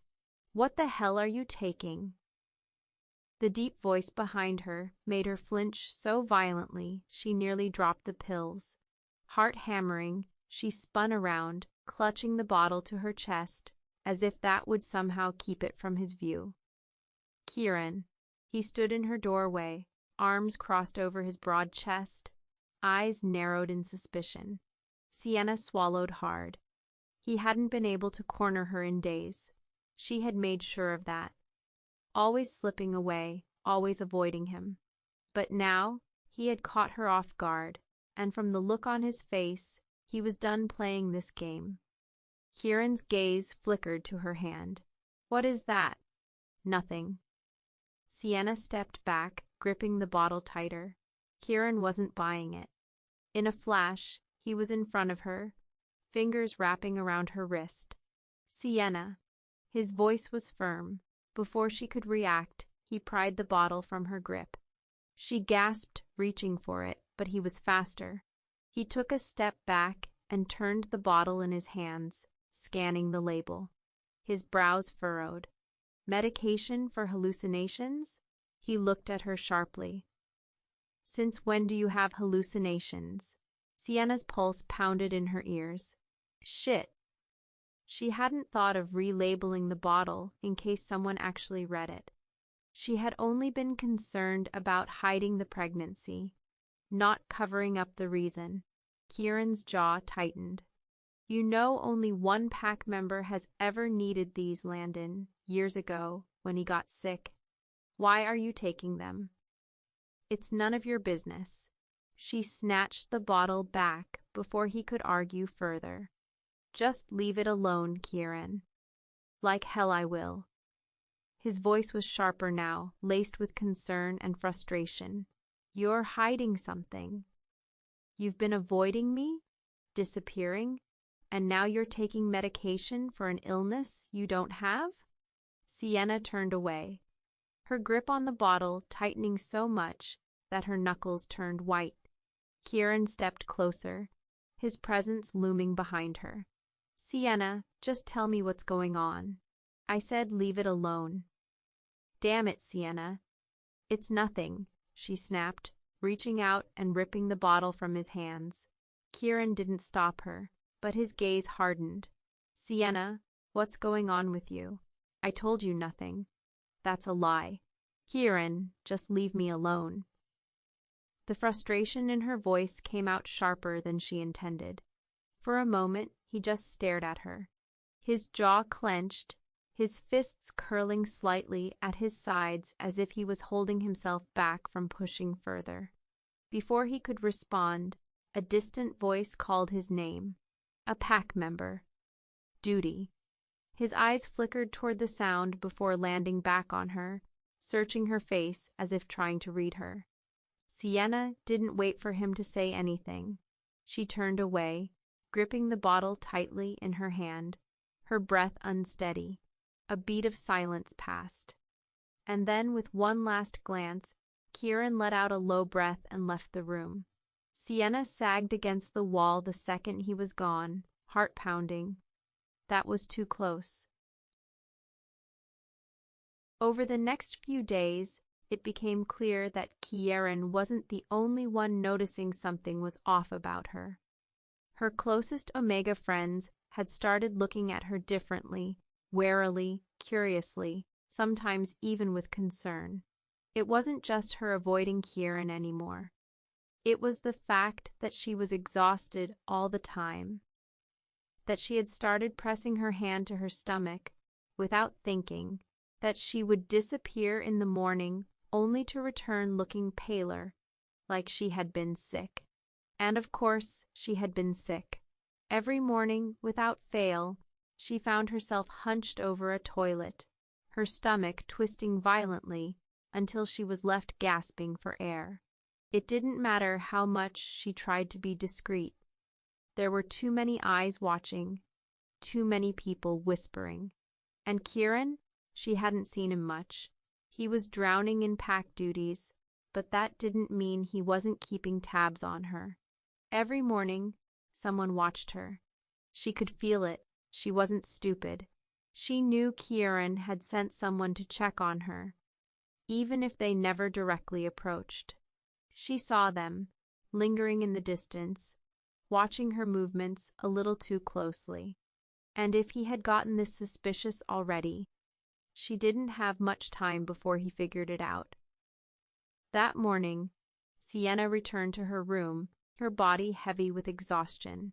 She had barely taken a step inside when she noticed Leah, one of her closest Omega friends, sitting on her bed, holding her pill bottle. Sienna's heart stopped. Leah had the bottle open, a single pill in her hand, examining it with a frown. Sienna reacted on instinct. She lunged, snatching the bottle and pill from Leah's grasp. Leah flinched, startled by the sudden aggression. She blinked up at Sienna, her expression unreadable at first, until her eyes narrowed, something sharp clicking into place in her gaze. And then, softly, she asked, "You're pregnant, aren't you?" Sienna's blood turned cold. "What? No." She shook her head quickly, stepping back, gripping the bottle tightly in her hand. "I don't know what you're talking about." Leah didn't buy it. She didn't push immediately, just looked at her. The exhaustion, the way Sienna had snatched the bottle so quickly, so desperately, the sickness, the way her scent had subtly shifted. Everything clicked. "Sienna." Her voice was soft but firm. "You can tell me the truth." Sienna's throat tightened. For a few long seconds, she considered lying again. But the way Leah looked at her, not with judgment, not with anger, but with genuine concern, it shattered something in her. She exhaled shakily, and then so quietly it was barely a whisper, "Yes."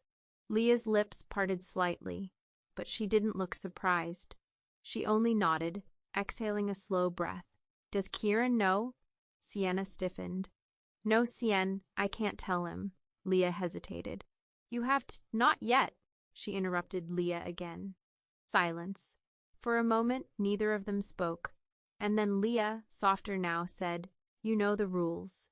Sienna knew exactly what she meant. Pregnant omegas were never left to fend for themselves. As soon as a pregnancy was confirmed, the omega would be taken care of, moved to the special care facility, where they would be monitored closely, given the best treatment, kept safe. The pack didn't take pregnancy lightly. You need to tell them, Leah urged. The alpha, the elders, you can't do this alone. I will, Sienna lied. Leah studied her. She didn't believe her. But before she could push the issue any further, neither of them realized there was another omega just outside the door, listening, hearing everything. Sienna didn't remember falling asleep.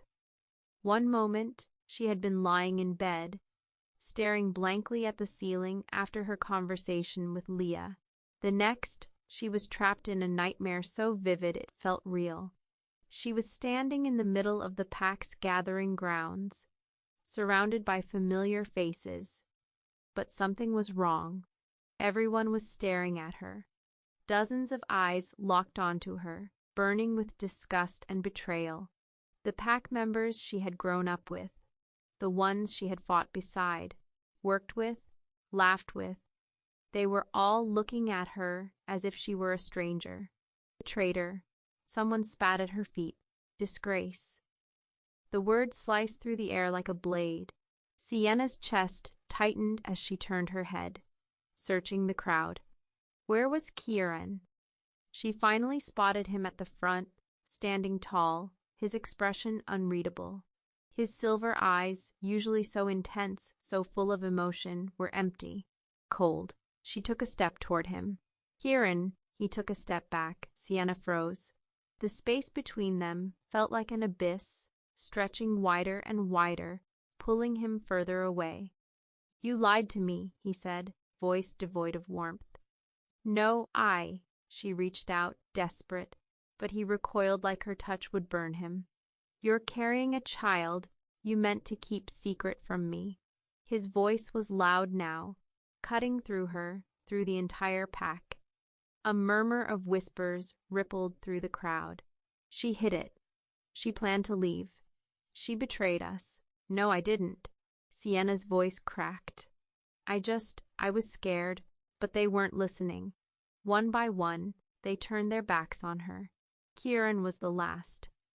And when he did, she felt something inside her shatter. She tried to run after him, but her legs wouldn't move.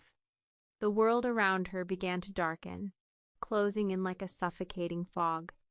And then she was falling into nothing, falling until she hit the cold, cruel reality of waking up. Sienna gasped as her eyes flew open. Her body jolted upright, her sheets damp with sweat. Her breath came fast, erratic, her hands shaking as she clutched them to her chest. Her heart was pounding, too loud, too fast. It wasn't real. But the fear curling in her stomach didn't care. She wiped at her damp forehead, still trembling. She couldn't stay here. The dream had only confirmed what she already knew deep down. She had to leave, before Kieran found out, before the pack turned against her, before it was too late. Sienna threw herself out of bed, moving on instinct. She grabbed the nearest bag she had and started stuffing her belongings into it. Clothes, necessities, anything she might need to survive outside the pack's borders. Her hands moved fast, almost frantic, as she shoved her life into a single bag. But she needed to eat. Her stomach twisted painfully, reminding her that she hadn't eaten since yesterday. Not that food ever stayed down long enough to make a difference, but she couldn't leave on an empty stomach. Her bag was half packed when she decided to step out. As soon as she stepped into the main corridors of the pack house, she knew something was wrong. The air felt different, tense, heavy. She walked briskly, keeping her head down, but as she passed groups of pack members, she caught the shift in energy. People noticed her. Conversations quieted when she walked by. Eyes lingered too long. She wasn't imagining it. They were staring at her. Her pulse picked up. Her nightmare clawed its way back into her mind. She quickened her pace, determined to get to the kitchens, grab something, and return to her room before things got worse. But then, is it true? The question came from behind her. Sienna stiffened. She turned her head just enough to see a group of Omegas whispering in a tight circle, their eyes flicking between her and each other. "Did you hear?" one muttered. "I heard she was talking to Leah about it." "If it's true, the Alpha?" Sienna's stomach dropped. No. Had someone overheard? Had the secret already begun to slip through the cracks? Her hands curled into fists at her sides as she forced herself to keep walking. She couldn't break. Not yet. Not when she was this close to getting away. Sienna had almost made it past the training grounds when she heard it. Laughter. Cruel, mocking. She probably doesn't even know who the father is. Sienna's breath caught in her throat. Another voice chimed in, dripping with contempt. "Are you surprised? She's a damn rogue." And then the final dagger, sharp, venomous. "Rogue slut." The world tilted. For a moment, all Sienna could hear was the rush of blood in her ears. And then she moved. Before she even registered the decision, her body had already acted. She lunged, her vision narrowing on the source of the insult. Beta Caleb, the arrogant bastard who had always sneered at her, who had never hidden his resentment toward her. Her fist connected with his jaw before he even saw her coming. The impact sent him staggering back, his eyes wide with shock. But Sienna wasn't done. She grabbed his collar, shoving him back against the wooden railing of the training pit. "Say that again," she snarled, her voice shaking with fury. "I dare you." Caleb recovered quickly, his expression twisting into something smug, despite the bruise already blooming on his face. "Hit a nerve, did I?" he taunted, licking the blood from his lip. Sienna tightened her grip, her nails digging into his shirt.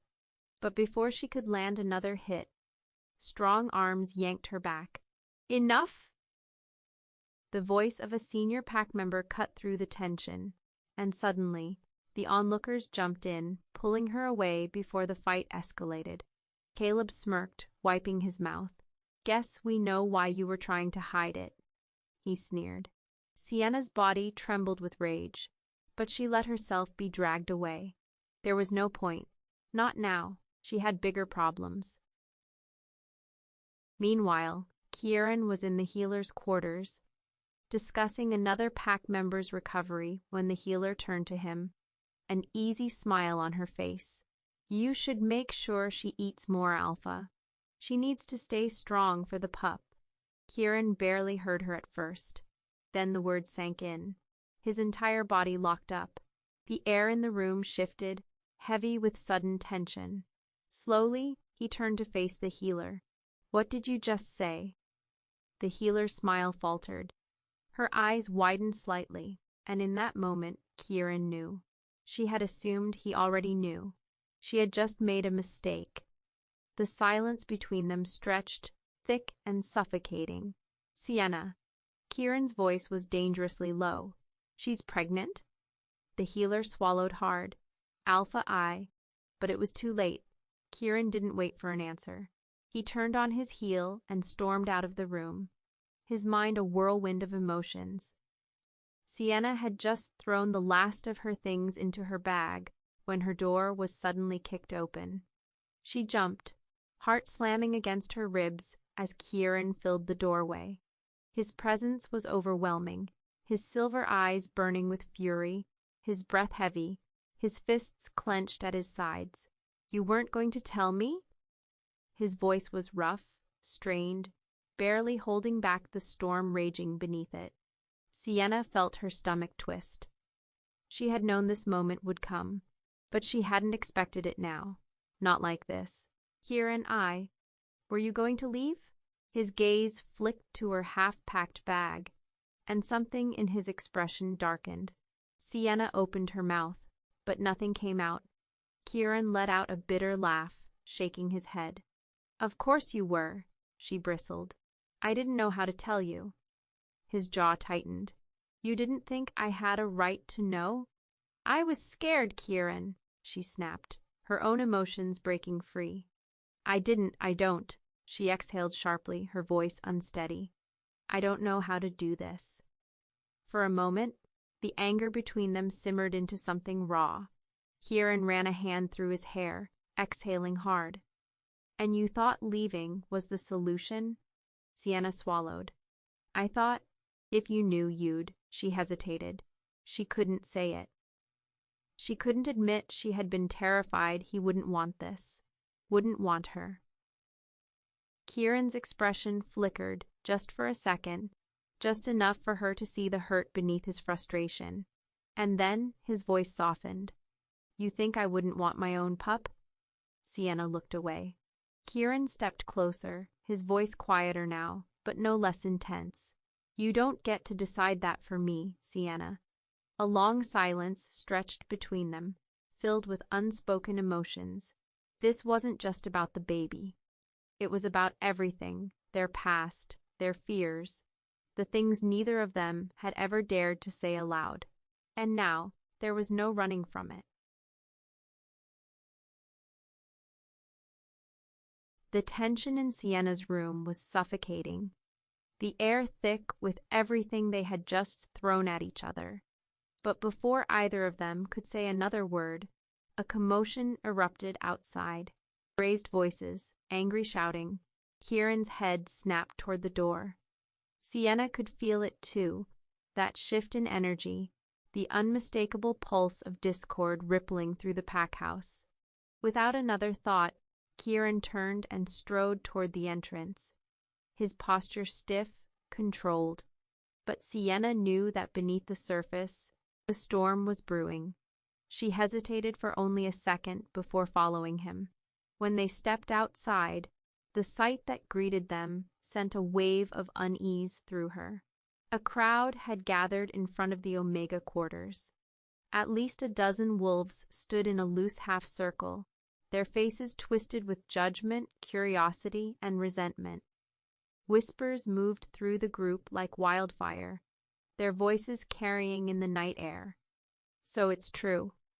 She was gonna run. What does that tell you? Rogues don't belong here, and now she's carrying a pack heir? Does she even know who the father is? That last one sent a spark of fury through Sienna, her hands curling into fists. Kieran moved before she could. His presence alone silenced most of them, but it was the way his silver eyes burned as he stepped forward that sent a ripple of tension through the crowd. That's enough. The command was soft, but the weight of it was undeniable. Silence fell. Kieran's gaze swept over them, unreadable but dangerous. Then he spoke. If anyone has something to say about Sienna, you'll say it to me. His voice was measured, but the promise of violence beneath it was clear. Because if you shame her, you shame me. That caught them off guard. Sienna could see the moment the words truly registered. The moment the pack started to realize that Kieran wasn't here to placate them. He wasn't here to entertain their judgment. He was here to shut it down. She didn't tell you because it wasn't your business, he continued, his tone turning sharp. And if anyone has an issue with that, then you're welcome to challenge me for the right to decide. A heavy silence followed. No one moved. No one dared. Then Kieran delivered the final blow. And before any of you keep running your mouths, his gaze flicked toward Caleb, who had the decency to flinch. I am the father. A stunned hush fell over the pack. Sienna felt her breath hitch as she watched the way the realization rippled through them. Some were shocked. Some looked at her with new curiosity, trying to piece together how she had gone from an outsider, a rogue, to carrying the alpha's child. And then there were the ones who didn't bother to hide their resentment. How? Someone finally asked. Since when? Kieran didn't hesitate. Since before any of you even realized I was in love with her. The words hit harder than any physical blow. Sienna inhaled sharply, her heart stuttering in her chest. The pack members exchanged glances, thrown by his blunt confession. Love. Kieran had just said it so plainly, as if it wasn't something that could shatter her. As if it wasn't something that made her feel like the ground beneath her feet had just shifted entirely. Some pack members stepped forward in quiet support. Others looked away, still uncertain, still unwilling to accept that a rogue had captured their alpha's heart. But none of them spoke. None of them challenged him. Because Kieran had made it clear. Sienna wasn't just carrying his child. She was his. The epilogue.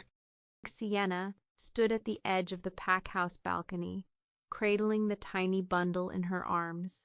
The night air was cool against her skin, the moon casting a soft glow over the dense forest surrounding their home. Home. That word didn't feel foreign anymore. It had taken time, more time than she wanted to admit, for her to truly believe she belonged. Even after Kieran's public declaration, even after he stood by her through every challenge, doubt still lurked in the corners of her mind. But he never wavered. Through the complications in her pregnancy, the sickness that made it nearly impossible to keep food down, the terrifying night she collapsed from exhaustion, the countless restless evenings when fear threatened to consume her, Kieran was there, every single day, every single night. At 5 months, when she finally started to show, he had carried her to the healer himself, refusing to let anyone else so much as think she wasn't being properly cared for. At 7 months, when she had a scare that left her breathless with panic, he had held her close, whispering reassurances she never realized she needed. And when the day finally came, when she gritted her teeth through hours of agony, Kieran never once let go of her hand. Now, the tiny life they had created lay peacefully against her chest, oblivious to the world. Their daughter, the next heir of the pack. Sienna felt the warmth of Kieran's presence before she saw him, his arms wrapped around her from behind, his chin resting lightly on her shoulder as he looked down at their sleeping child. "She has your nose," he murmured, voice thick with something unspoken. Sienna let out a soft breath, tilting her head slightly to meet his silver eyes. "She has your eyes." Kieran smiled, pressing a kiss to the side of her head. Silence stretched between them, comfortable and full. Then finally, Sienna spoke. "I love you." The words came easier than she expected. Kieran stilled for a second, then turned her gently so she was facing him. His gaze searched hers, as if making sure she wasn't saying it, just because of everything they had been through. But there was no hesitation in her expression. "No doubt. I love you," she said again, firmer this time. A slow, breathtaking smile spread across his face. "Say it again." Sienna rolled her eyes, but her lips curved upward. "I love you, Kieran." His grip on her tightened, and before she could say anything else, his lips were on hers, warm, steady, and completely hers. When they finally pulled apart, the howls of the pack echoed in the distance. Tonight, they weren't just celebrating the birth of their future alpha. Tonight, they were crowning their Luna. Sienna turned back toward the night, her daughter nestled safely in her arms, Kieran at her side. And for the first time in her life, she wasn't running. She was home. The end. And that is the end of the story. If you like this story, please like, share, and subscribe for more. See you on the next one.